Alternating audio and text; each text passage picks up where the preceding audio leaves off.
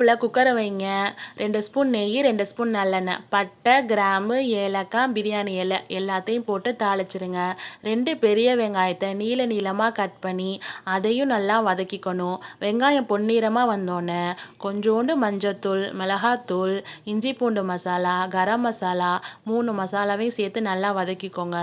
அப்புறம் உங்கள்கிட்ட என்ன காய் இருக்கோ அந்த காய் சேர்த்துக்கலாம். என்கிட்ட கேரட்டு, பீன்ஸ் இருக்குது.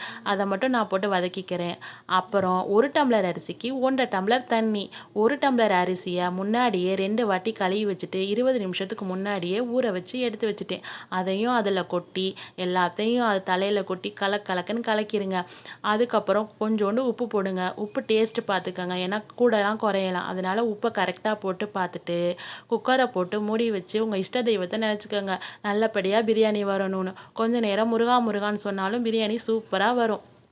திறந்து பார்த்தா பிரியாணி சூப்பராக ரெடி ஆயிடுச்சு. இதில் வெஜிடபிள்ஸ் போட்டால் வெஜிடபிள் பிரியாணி, சிக்கனை போட்டால் சிக்கன் பிரியாணி, எக்கு போட்டால் எக் பிரியாணி.